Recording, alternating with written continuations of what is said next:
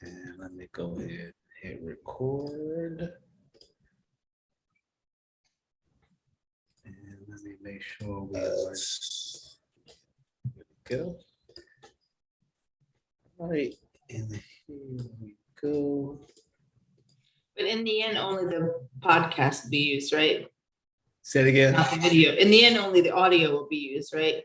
No, we're using this. This is live now.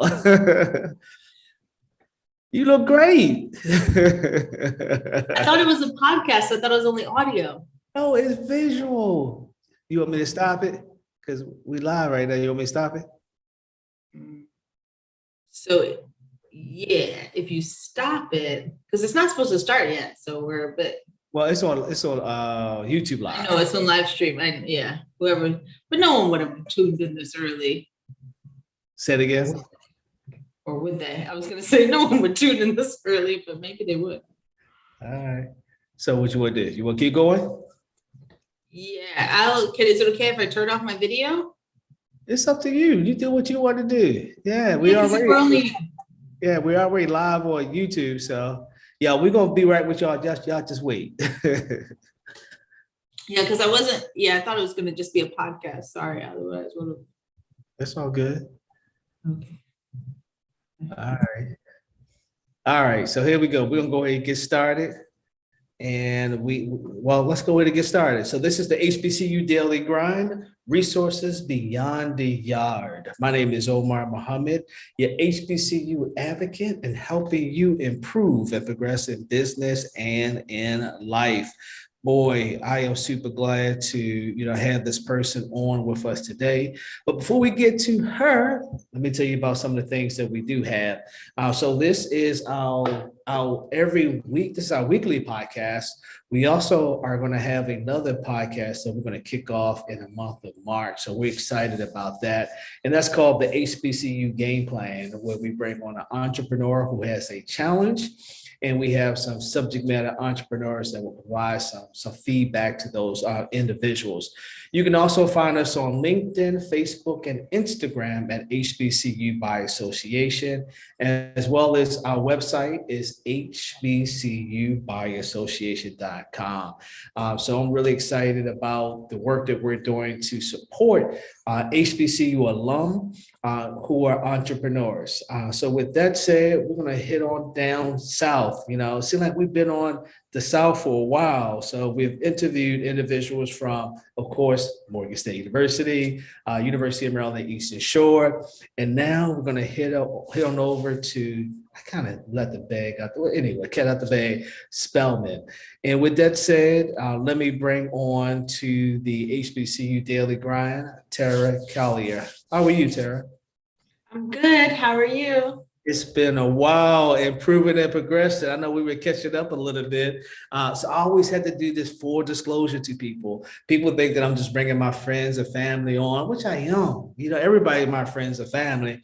But we used to work together. At EDAC, the Entrepreneurial Development and Assistance Center, some time ago. So I'm glad to see you. Glad to see you.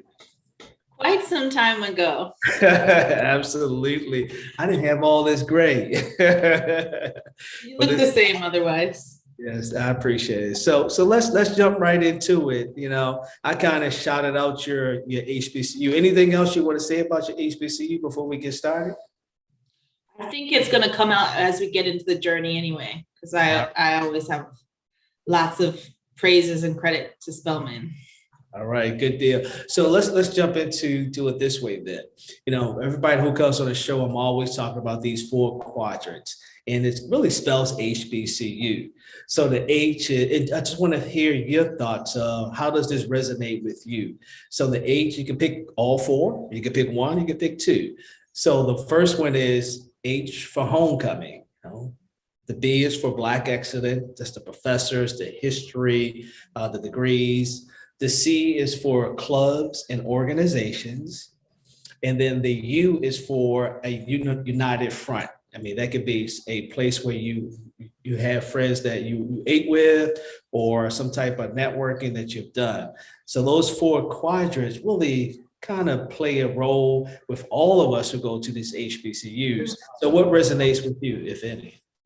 Black Excellence and United Front. Okay, all right, talk about those.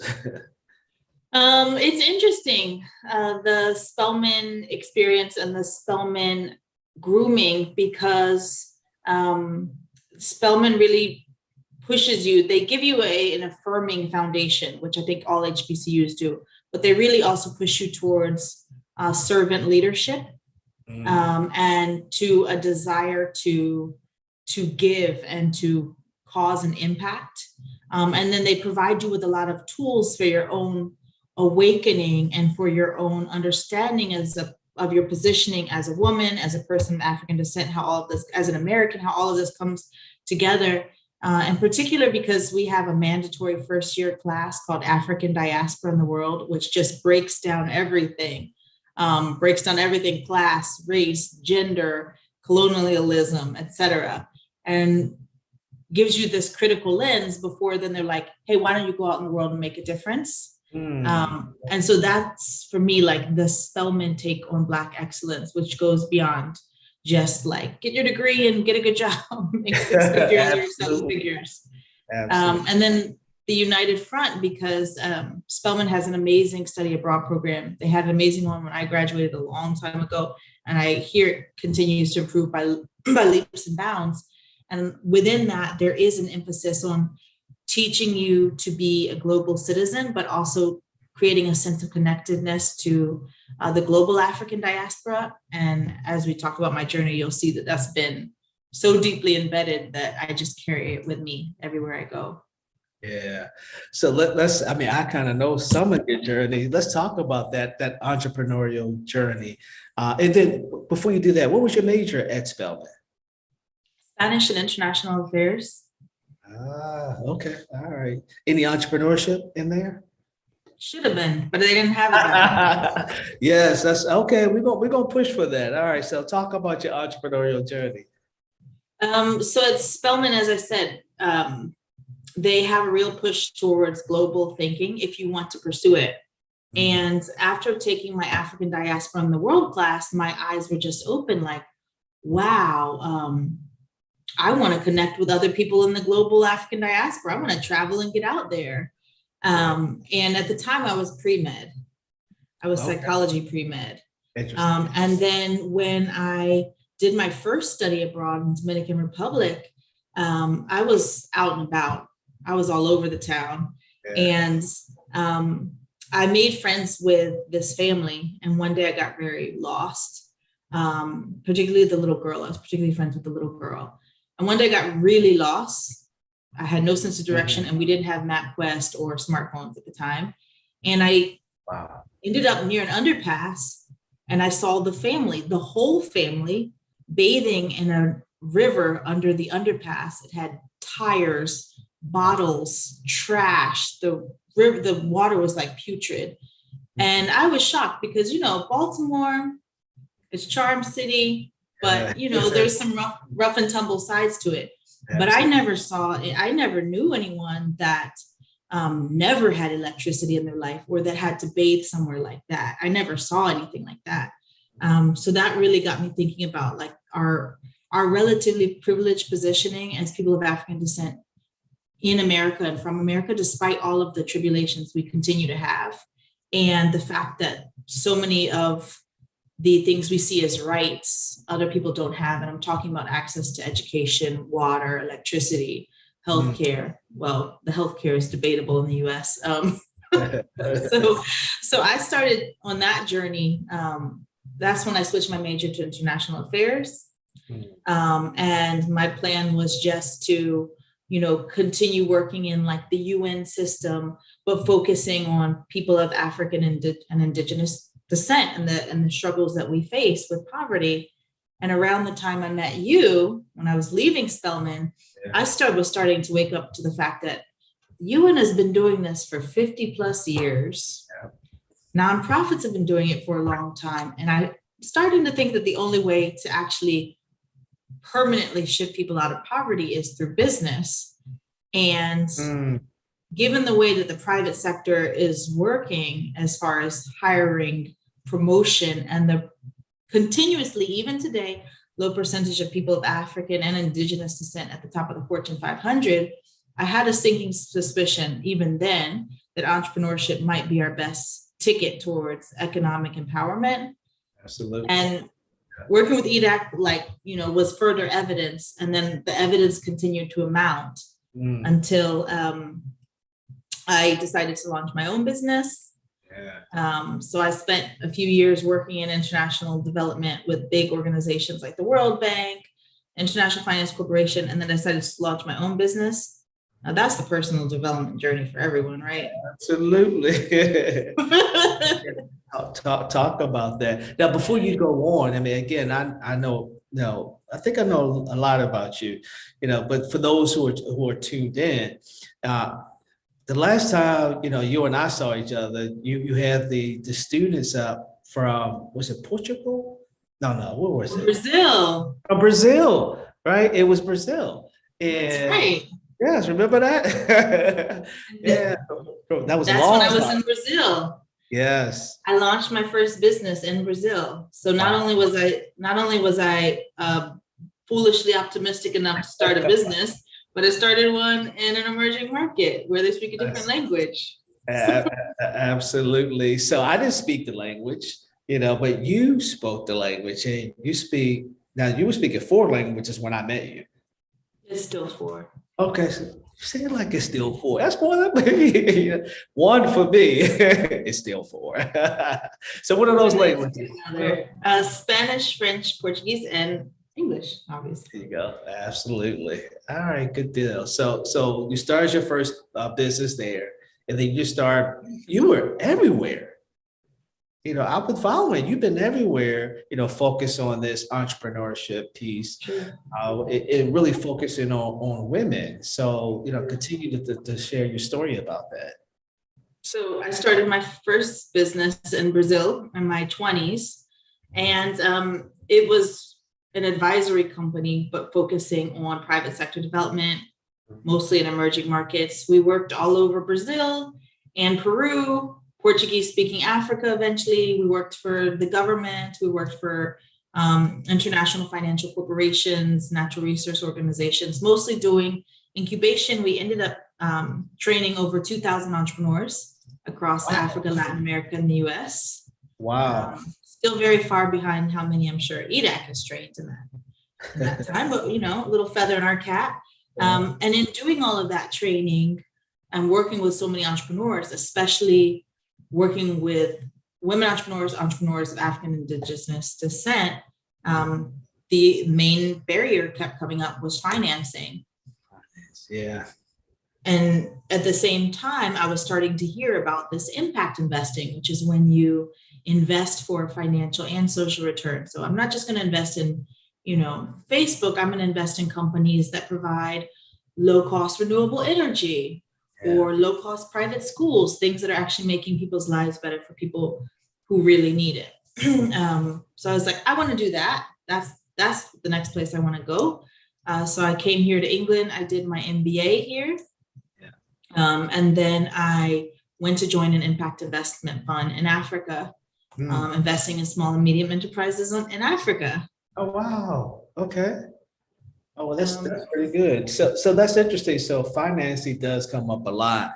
And I'm always, suggesting to entrepreneurs that, yes, it is the money. You possibly do need money. However, you also need to put those systems in place as well. And financing can come at, all levels. I work with individuals who only need $500 to individuals that need up to $500,000. So in your travels, what are you seeing as it relates to, what individuals are really looking for? I mean, what's the dollar amount, if you will, on average? It's completely varied, as you said. It's the same. I mean, the first fund I joined, we were doing like 100 to 300K ticket sizes. Then I joined a different one that started in that same range, but went significantly higher. And then I became an angel and went significantly lower. Because there's all of these different needs and of course different return expectations. Yes. So the criteria is very different, but I have been telling lots of the entrepreneurs that I counsel as well, don't chase the investment, chase the customers, chase the revenues, because then the investors will chase you. Yeah. And it'll be much easier to raise the capital.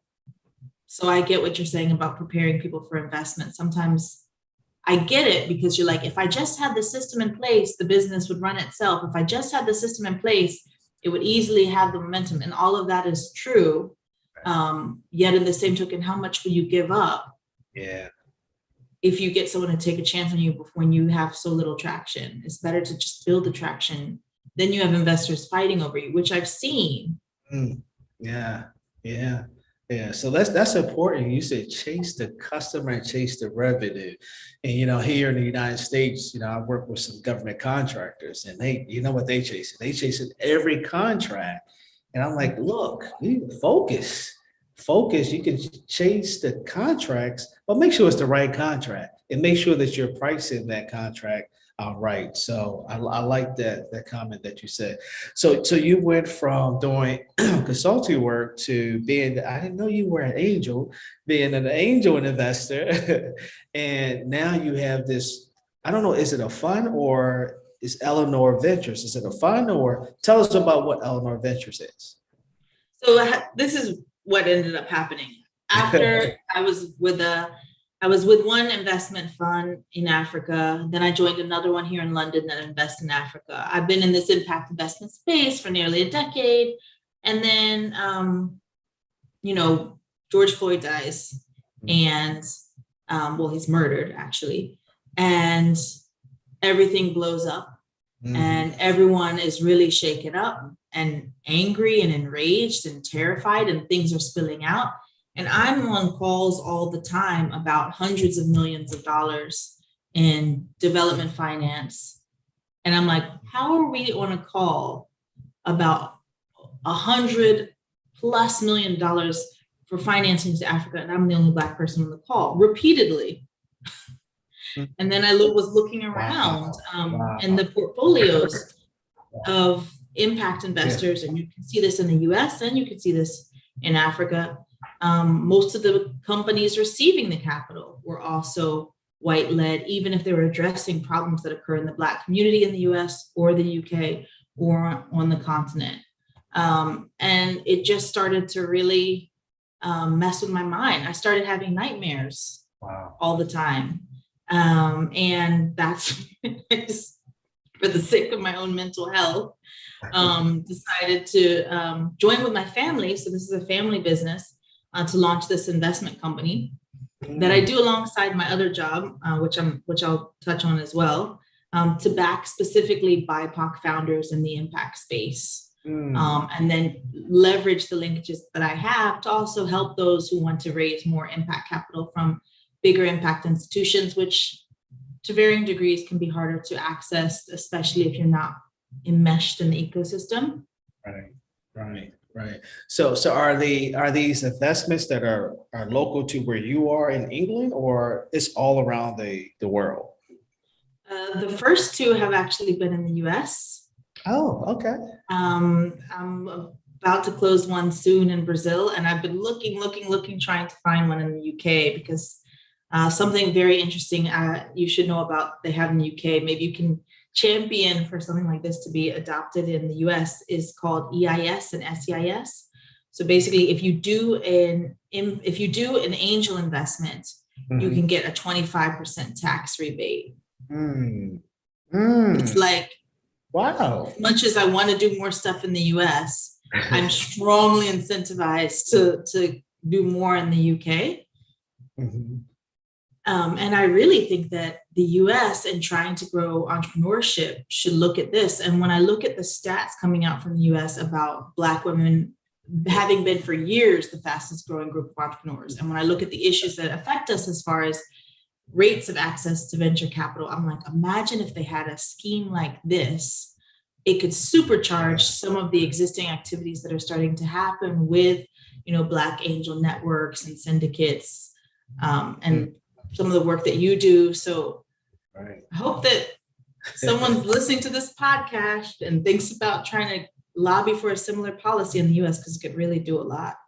Yeah, I like that. And I'm gonna find out, I'll actually sit in this podcast with some of the angel individuals that I know to see if there's something that's already being done here, especially here in the Maryland area. So I'll definitely find out and get back to you on that. So are your investments focused just on Black women, or is focused on everybody?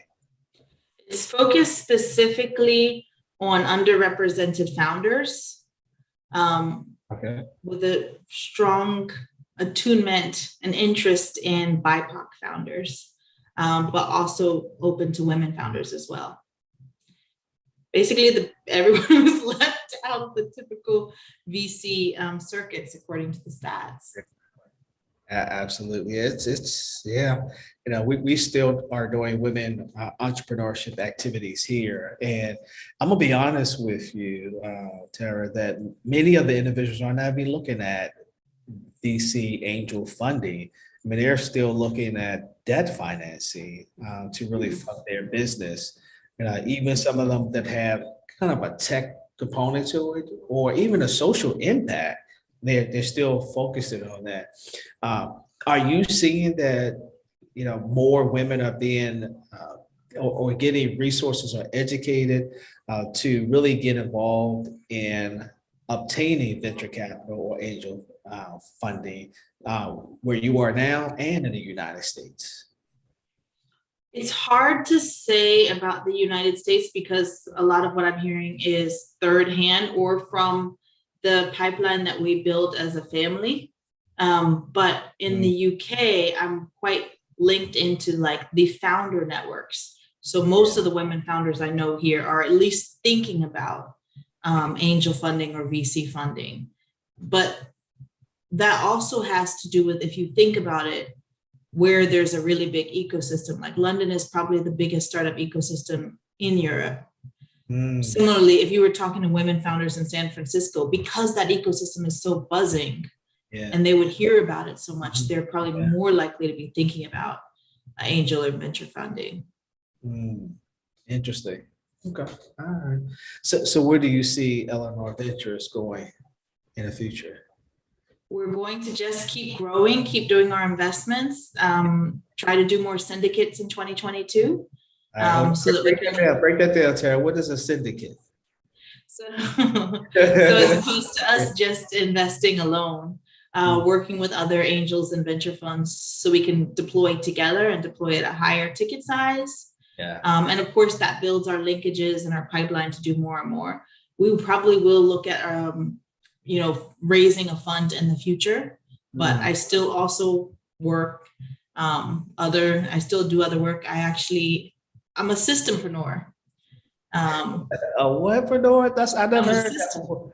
Are you saying sister or system? Systempreneur. Okay, I know you're a sister. Okay. So systempreneur, you got to break that down. What is that? Yeah, I'm glad you like it. So basically, everything that I do is linked to changing the way the system works in a way that creates more inclusive economic empowerment. In addition to Elinor, so we're doing Elinor. We've done 2 investments since we started. We'll be doing probably at least 2 more this year. We're ramping up. In addition, I work with the UK government and their flagship climate finance mobilization platform, which is about deploying, hopefully, over 100 million into climate finance in Africa and Asia. And then I also work with Oxford University, where I do all kinds of ecosystem development for the impact startups, especially around racial and gender equity.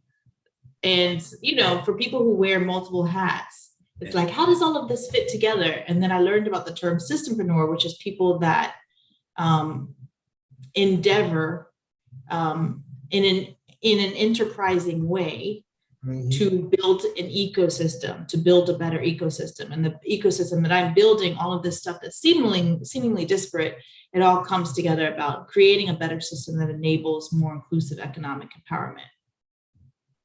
Oh, I like that. And I call myself a ecosystem builder as well. So systempreneur. Now, did you coin that? No.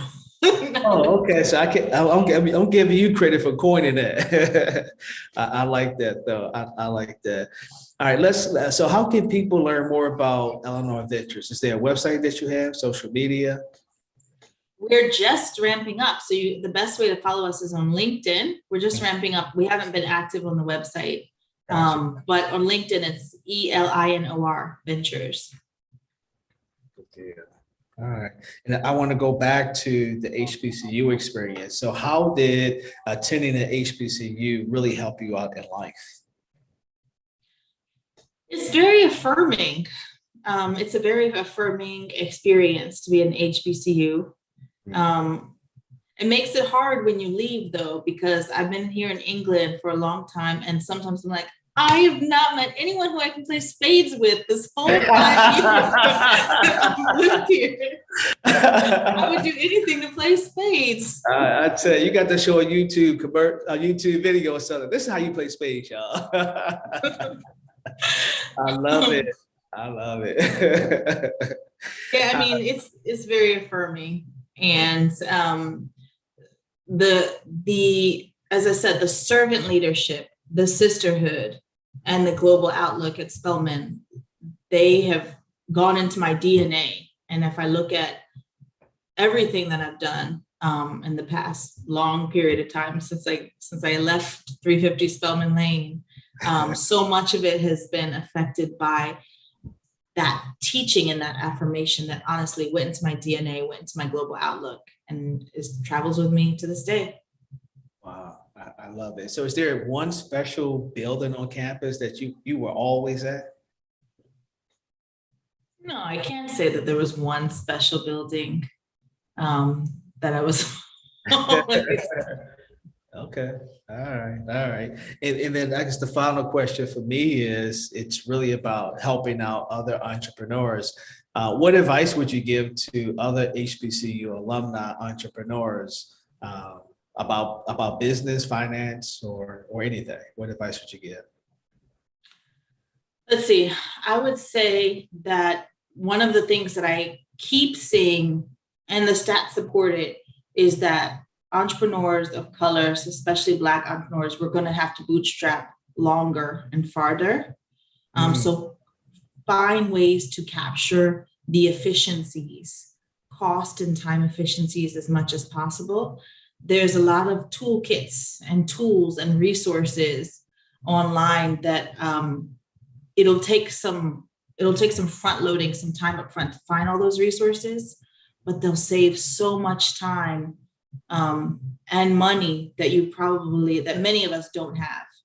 Yeah. So that's one thing. And speaking of which, with Oxford University, we are putting out one such toolkit later in the year. So they can look up Oxified, which is the Oxford Initiative for Inspiring Entrepreneurial Diversity. And we're, Oxified. I like that. And Oxified also means like strong, peerless, and spirited. But then the initiative is also the one that I've just described. So Oxify, we're creating this toolkit, and it'll have lots of things, whether it's like, low cost marketing and communications resources to automated valuations calendar. It's not gonna replace having a team once you're venture backed, but it will allow you to create some efficiency so that while you're on that pathway, you're going as far as you can go and improving the quality of what you have while bootstrapping. So that's one piece of advice. And the other piece of advice is, as I said, chase the revenues, chase the customers. Don't chase investment if you can. Right. And I say that despite the fact, I say that despite the fact that I'm really eager to find early companies that I believe in. But I also have seen people lose a lot of equity without getting a lot of value addition, lose their mission, be forced to take a route that they didn't want to take and build a company they didn't want to build because they got tied in too early and they lost some of their power. Mm. Those are some good points. All right, is there anything else? Did I leave out anything that you want to add as we are coming to an